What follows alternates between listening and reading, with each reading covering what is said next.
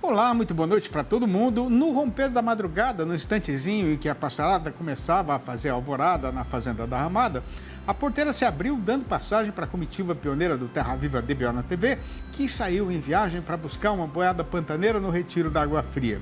E estando terminada esta empreitada, a gente reúne agora a companheirada aqui desta freguesia para fazer a contação de como foi essa jornada estradeira, começando a função com a apresentação da nossa prosa brideira do dia. Ainda não é o caso de soltar rojão nem de fazer comemoração, mas prestem bem atenção os companheiros e companheiras produtores brasileiros que as importações do setor leiteiro finalmente pararam de aumentar descontroladamente e apresentaram uma substanciosa redução neste setembro recentemente terminado. O caso foi que, de acordo com a SECEX, que é a Secretaria de Comércio Exterior do Ministério da Economia, no mês passado a quantidade de produtos comprados lá fora ficou em 149 milhões e 700 mil litros em equivalente leite, que vem a ser a quantidade de matéria-prima usada na fabricação de um determinado derivado. Este volume representou uma forte queda de 21,6%, ou 41 milhões e 300 mil litros a menos em relação ao período correspondente de 2022. Assim mesmo, contando desde janeiro deste ano corrente, o resultado continua sendo muito ruim para o nosso lado, com o total importado registrando ainda um crescimento de nada menos que 90%, comparando com os primeiros 9 meses do 22. Por outro lado, repare, amiga fazendeira, que as exportações da indústria laticínista brasileira também mudaram de direção e aumentaram em setembro, chegando a 6 milhões 110 mil litros, com uma alta de 11,4% na comparação anual. Mas na soma do ano inteiro, o total despachado lá para o estrangeiro ainda está 49,3% abaixo do que foi registrado nos mesmos meses do ano passado. De qualquer maneira, juntando uma coisa com a outra, o resultado agora foi uma melhora na balança comercial do setor leiteiro brasileiro. Claro que o saldo continua sendo muito negativo, tendo ficado aí em 143 milhões e 600 mil litros. Mas de agosto para setembro, o buraco nessa conta teve uma diminuição equivalente a 41 milhões e 900 mil litros.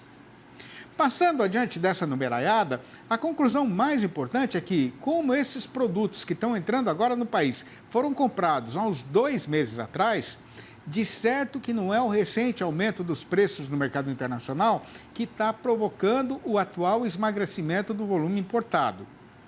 Esta redução é resultado da queda na demanda aqui no nosso terreno e se a importação já encurtou, mesmo com o leite custando relativamente barato, ela vai cair mais ainda daqui para frente, porque com a alta da cotação, agora já não é mais vantagem para o distribuidor brasileiro trazer mercadoria lá de fora. Aleluia, E até que enfim. É fato verdadeiro no sertão e na cidade que na vida de cada vivente tem a sua habilidade. Tem caboclo que nasceu para criar e engordar gado, tem quem serve muito bem para ser advogado e ainda tem quem tem a facilidade para entender as artes do mercado. Mas se o amigo pecuarista tem urgente precisão de produzir na propriedade comida de qualidade para a boiada e não tem sabedência suficiente para fazer isso, melhor é escutar quem tem experiência nesse serviço. Pois este foi o jeito que a gente arranjou para anunciar a apresentação da nossa sessão sobre pastagens com o engenheiro agrônomo Wagner Pires, consultor especialista do Portal DBO e colunista aqui no Terra Viva DBO na TV.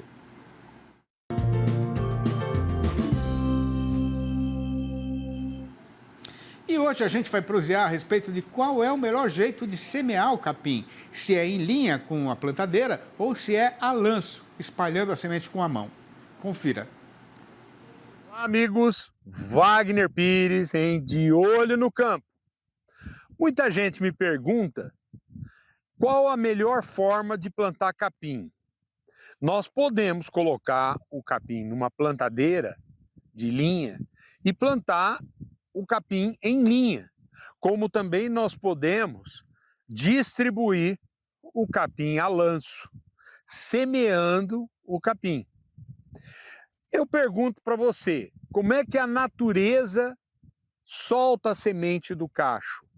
A semente ela é produzida no cacho do capim e aí ela balança com o vento que está nos pegando agora e lança a semente. Então, a natureza, naturalmente, ela joga a sua semente a lanço. Então, particularmente, eu prefiro recomendar para os pecuaristas o plantio feito a lanço, tá? Essa área aqui, ela foi feita com uma plantadeira. E essa braquiária aqui já tem aí uns 3, 4 anos, tá? E você observa que as linhas continuam, não fechou, tá? É uma forma boa de se plantar? É, quando você tem a máquina, com certeza, isso aqui é. Mas dificilmente o capim vai conseguir fechar esse espaço. Existem plantadeiras de linha que ela dá um espaço menor, em torno de 20 centímetros. Essa seria bem melhor e daria uma distribuição da população melhor. Mas mesmo assim, eu gosto de recomendar a distribuição a lanço. A distribuição a lanço, nós temos aquelas semeadeiras em forma de disco, que ela roda, tá? E nós temos as pendulares, que ela faz esse movimento. Eu gosto mais da pendular, porque a pendular é mais fácil de regular, demanda menos gente e ela dá uma boa distribuição. A de disco, para que ela dê uma boa distribuição, é fundamental que você tenha mais de uma saída do reservatório. Quando você tem uma só, a haste que vai dar a volta, quando ela rodar 1/3, já caiu quase toda a semente pela força centrífuga. E aí você vai sempre ter mais semente para um lado e menos semente para o outro. E isso acaba prejudicando um pouco. Então, pecuarista, está se aproximando o momento da gente fazer o plantio. Vamos escolher a forma correta e a máquina correta para a gente trabalhar. O que é importante, necessário? Que você faça um bom estande de plântulas por metro quadrado. O que é um bom estande de plântulas por metro quadrado? É um mínimo de 13 a 14 plântulas novinhas por metro quadrado. Isso vai nos dar, depois de 1 ano, 2 anos, 3 ou 4 touceiras por metro quadrado, que é o ideal. Tá bom? Grande abraço e continue nos acompanhando e até a próxima, se Deus quiser. E com o serviço com mestiço correndo dentro do que estava sendo esperado, a gente faz agora uma parada ligeira aqui na beira desta guarda, mas é para voltar já. Aguarde. Se por acaso a companheira fazendeira está aí atarantada com tanto serviço na lida e muito ocupada em continuar procurando jeito de ganhar a vida no eito, né? A gente faz aqui a recordação de que, com o tempo correndo mais ligeiro do que o cavalo rei dos parelheiros, faltam agora só este mês e mais 2 para fechar de vez a conta do ano e mandar guardar o 2023 nos arquivos da história.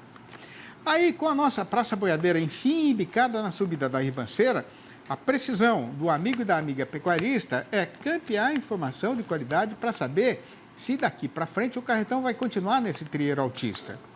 Pois então, para ajudar a dar atendimento a esta questão, a gente vai esticar uma prosa com o engenheiro agrônomo Pedro Gonçalves, analista da Scott Consultoria, que vai participar da nossa entrevista do dia, falando ao vivo pelo computador, diretamente de Bebedouro, aqui no interior paulista.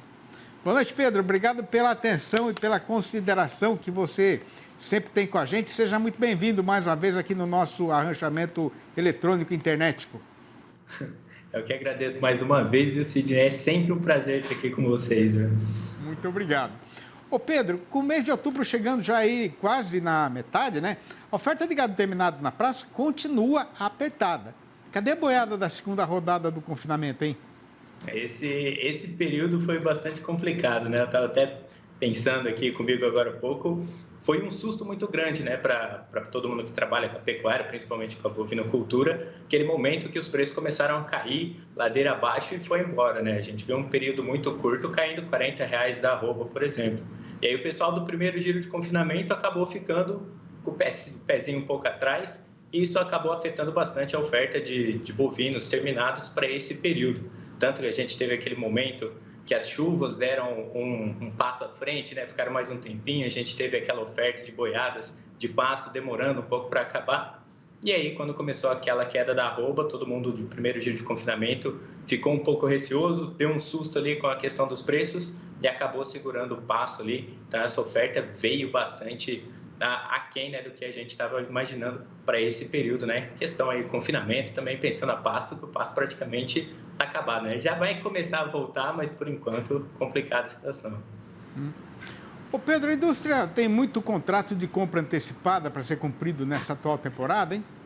Para esse momento, ainda não, né? O que a gente está vendo aí, principalmente com o Confina Brasil, né? O Confina Brasil, Viaja Brasil, visitando diversos confinamentos, e essa é uma das questões que eles acabam levantando, né? Com o pecuarista, diferente do que a gente viu em 2022. Os preços lá estavam mais altos, né? R$350 a arroba em alguns dos períodos ali do ano passado. Isso era um atrativo para o pessoal fazer esses contratos, né? Contrato a termo, etc. Mas agora, com esse susto, os preços baixando bastante, o pessoal fugiu bastante desses contratos a termo. Alguns ainda continuaram, né? Porque tem os contratos com as unidades frigoríficas, coisas já fechadas para o ano todo, mas o pessoal que tinha a opção de fazer acabou fugindo um pouco disso. Agora que está voltando, o pessoal vê esse preço futuro, a questão da B3 um pouco mais positiva, principalmente outubro, novembro e dezembro, e aí começando a fechar esses preços nos contratos futuros. Mas até o momento, uma quantidade menor de pecuaristas acabou usando essas ferramentas de segurança de preço, né, de trava de preço.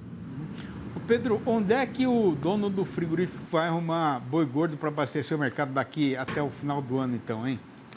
Essa é uma pergunta bastante difícil da gente responder, mas o que a gente vê é que o pessoal do segundo giro de confinamento, né, que estava começando aí, já deve começar a oferta a sair um pouco desse segundo giro, que essa vai ser a parte que vai conseguir suprir essa necessidade que vem para esse segundo semestre, que vem mais aquecida, principalmente pegando China, que vem bastante positiva, questão da exportação, que vem bastante acelerada, a demanda interna, que costuma ser melhor para o segundo semestre, tendo em vista aí o 13º, os salários, os empregos temporários, né, as festividades, todo mundo querendo fazer um churrasco aí no fim do ano com a família toda, né, as férias escolares, isso aumenta o consumo, tende a melhorar bastante essa questão. Então, esse segundo giro de confinamento deve vir um pouco mais positivo em relação ao primeiro, e é daí que deve vir a oferta para conseguir fazer esses estoques para a unidade frigorífica, para atender toda essa demanda que vem para o fim de ano. Ô Pedro, considerando tudo isso que você falou aí, né? Dá para a gente cravar, então, uma aposta na continuação do crescimento do consumo aqui no nosso mercado caseiro daqui para frente? O que a gente espera aqui é que, sim, seja bastante positivo e que dê, sim, a gente já está vendo, né, o consumo recuperando daqueles períodos que a gente passou pela pandemia, que diminuiu bastante o consumo per capita aqui no Brasil. A disponibilidade vem bastante positiva, né? A questão da disponibilidade em relação ao consumo aí tem uma certa diferença e o consumo deve vir bastante positivo. A gente está vendo aí o menor desemprego, se não me engano, desde 2015, 2016. Então, isso é bastante positivo para o cenário econômico, que deve seguir positivo até o final do ano. E é aquilo que eu falei, né? As festividades, a questão dos empregos temporários, as bonificações dos salários devem trazer, sim, um consumo bastante positivo para a nossa carne bovina. Ô Pedro, agora com o aperto na oferta de gado terminado, né, o preço da carne no atacado andou aumentando nessas semanas recentemente passadas, né? Isso não pode atrapalhar a recuperação do consumo aqui no nosso próprio terreiro? Exatamente. Se a gente continuar observando essas altas, isso deve atrapalhar, sim. O que a gente vê, né? Primeira quinzena sendo aí onde os mercados costumam colocar os preços um pouco mais altos, justamente porque é o período que o pessoal tem recebendo salário e tudo mais, o pessoal já sai para as compras e costuma pegar uns preços um pouco mais salgados aí em questão dos cortes de carne bovina. E no segunda quinzena, onde a compra é um pouco mais compassada, né? Os preços acabam caindo mais um pouco. Sim, pode acontecer um problema, né, em relação a esse consumo, porém a ideia é que para esse segundo semestre, né, esse final de ano, não tenha aí um fator atrapalhando aí e que o consumo seja bastante positivo, justamente aí todos esses fatores que eu já falei, né. Como é que está hoje a margem dos frigoríficos, hein, Pedro? Essa pergunta a gente vê, né, o dólar aí dando essas flutuações, saindo de 4,80, voltando para 5,15, sobe, desce. Isso auxilia bastante na margem, pensando em unidades frigoríficas que fazem exportação. A gente viu aí os preços pagos pela tonelada de exportação vindo queda abaixo, né, trabalhando aí entre 20% e 30% de queda em relação aos mesmos períodos do ano passado. Isso afetou bastante, né, as margens das unidades frigoríficas, principalmente porque a queda, né, o fortalecimento do real frente ao dólar acaba dificultando isso. Agora a gente vê esse dólar recuperando, trabalhando de volta na casa dos R$ 5, traz uma questão positiva. E pegando aí para quem trabalha com o mercado mais de carne e tudo mais, as margens, né, os indicadores da Scott apontam margens positivas aí praticamente ao longo do ano todo para a questão das unidades frigoríficas. Para a gente arrematar a prosa rapidamente, Pedro, juntando tudo isso que você falou, né? O boi vai continuar subindo? Para o curto prazo, a gente pode afirmar com toda certeza que sim, que a gente está vendo é só uma firmeza, uma extra firmeza em cima da arroba do boi gordo. Até hoje a Scott Consultoria viu uma alta aí de R$ 5 para a arroba do boi gordo na praça de referência, né, aqui em São Paulo. Então os preços já trabalhando bem próximos dos 240, a gente já observa algumas unidades pegando até R$ 250 por arroba, principalmente pegando aí os bovinos questão exportação. E pegando aí no histórico, quando a gente vê aí os últimos 10 anos, é muito difícil acontecer uma queda de preços aí de novembro para dezembro, outubro para novembro. Então a ideia, pegando o histórico, né, se for bastante semelhante, a gente já está vendo o mercado futuro B3 trabalhando 240, um pouquinho acima de R$ 240 por arroba. Se o histórico continuar, a gente pode ver sim altas na arroba do boi gordo até dezembro tranquilamente aí, para dar um alívio pecuarista, porque esse susto do meio do ano foi muito grande, né? Muito bom. A gente está na torcida aqui, lógico, né? Ô Pedro, grande abraço para você, abração para a turma boa aí da Scott. Bom feriado, até a próxima. Muito obrigado, viu, Sidney? Bom feriado a todos vocês que nos acompanham também e até a próxima. Até. E veja depois do intervalo, o comprador de boiada começou a semana ameaçando parar de comprar para fazer a arroba baixar. Mas a forte carestia de gado terminado acabou com a ilusão do sujeito e o que tem para ser contado a respeito do mercado é que a nossa praça boiadeira continua largada na subida da ribanceira. O Terra Viva DBA na TV volta já. Aguarde. Para não deixar ninguém arriscado de ser enganado pela falação que tomou conta do mercado, a gente muda agora o carretão de direção para peneirar o que nos foi contado e passar para os companheiros e companheiras fazendeiros só o fato verdadeiro que se deu com o boi gordo e o que aconteceu com a sua cotação.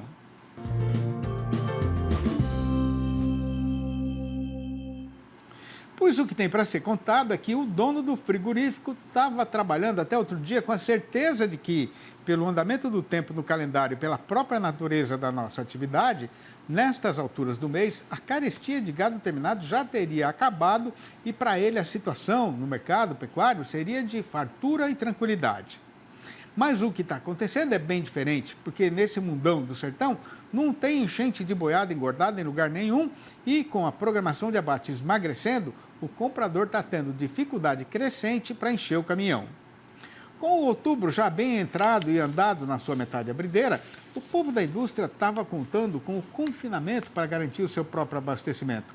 Tanto que, agora mesmo no começo da semana presente, alguns estabelecimentos até chegaram a ameaçar parar de comprar, achando que assim o carretão iria mudar de direção. A questão é que, como o companheiro fazendeiro está cansado de saber, boi gordo não brota do chão, não dá em árvore, nem cai do céu. E quem foi por esse trieiro deu com os burros na água e se arrependeu, porque a mercadoria não apareceu. O problema é que, com o feriado desta quinta-feira, que por muita gente vai ser emendado, para o negociante nem vai adiantar gastar a gasolina do Jeep para correr chão na estrada campeando boiada, porque só o que ele vai encontrar é porteira fechada, né? Por outro lado, pelo mesmo motivo e considerando que o 12 de outubro é um dia festivo, a previsão de aumento no movimento do balcão do açougue está sendo cumprida. Ainda mais agora que o trabalhador brasileiro acabou de receber o salário e está com pressa de comprar carne antes que o dinheiro crie asas e vá embora. De qualquer maneira, apesar de a previsão para o consumo aqui no nosso próprio terreiro continuar sendo otimista, a companheira pecuarista deve prestar bastante atenção ainda no andamento da negociação da semana que vem para frente, justamente porque no comércio varejista de carne, a metade fechadeira do mês sempre é pior do que a primeira. E o caso também vai ser de torcer para que os aumentos recentemente acontecidos no preço da mercadoria no atacado não cheguem ao ponto de assustar de novo a freguesia, que acabou de desalongar e voltar para o mercado, né? No balanço do dia da Scott Consultoria, foram registradas mudanças nas cotações em 11 das 32 regiões pesquisadas em todo o Brasil e, para não quebrar a escrita, em todas estas praças, a arroba subiu. A lista destas arribadas foi encabeçada por Barretos de Araçatuba, aqui em São Paulo, onde o boi foi para R$ 235, a prazo, mas ainda para descontar o fundo rural. No Triângulo Mineiro, o macho passou para R$ 225. R$ 225 também é o preço novo do boi em Goiânia, a capital do Goiás. Em Cuiabá, capital de Mato Grosso, e também no norte do estado, a alta foi geral, com o macho indo para R$ 210 e a fêmea para R$ 190. No sudoeste mato-grossense, a vaca aumentou igualmente para R$ 190. Em Marabá, no Pará, a fêmea arredondou agora R$ 200. No Rio de Janeiro, o boi só sai negócio se o comprador oferecer no mínimo R$ 235. No noroeste do Paraná, a vaca já está valendo R$ 210. E em Santa Catarina, a fêmea melhorou para R$ 215. Quando eu escuto uma moda sentida, tocada com paixão verdadeira pela mão de um caboclo numa viola choradeira, me dá uma tristeza no coração e me pego a lembrar de tanta coisa lá do sertão, da beleza do tempo de antigamente e da nossa gente tão querida. Aí me aperta no peito a vontade de ir embora dessa cidade e voltar lá para aqueles eitos. Mas, na mesma hora, eu perco a certeza, por não saber direito o que é que haverá lá agora. E tendo medo da realidade, eu fico aqui sozinho, remoendo a saudade. Estas prosinhas rimadas que eu estou fazendo e guardando já faz um tanto de tempo, na intenção de recordar e celebrar a nossa verdadeira cultura roceira brasileira, estão todas publicadas nos 4 livros da minha série Versinhos de Caipira, que já deram 3 voltas inteiras no chão do sertão, levados pela mão dos companheiros e companheiras para tudo quanto é canto deste Brasil inteiro. E se por acaso alguém que está aí na frente da televisão ainda não tem essa informação e ficou querendo saber como fazer para comprar um exemplar ou logo a coleção completa, pode ligar para mim mesmo no meu telefone particular, que é o 11 98 224 1807. Repetindo, 11 98 224 1807. Ou mandar um e-mail para sidneymasco@uol.com.br ou ainda campear meu nome lá no Facebook. O mercado até que pode fazer feriado, mas quem está no serviço de transporte de gado, correndo o sertão de sul a norte, não tem a regalia de parar com a boiada no meio da estrada. E sendo assim, a gente faz agora a retirada, mas deixa a companheirada avisada de que o Terra Viva DBO na TV volta amanhã nos nossos horários de costume, às 8h30 da manhã e às 7h25 da noite. Um abraço para todo mundo, bom descanso para quem não vai trabalhar e até lá então.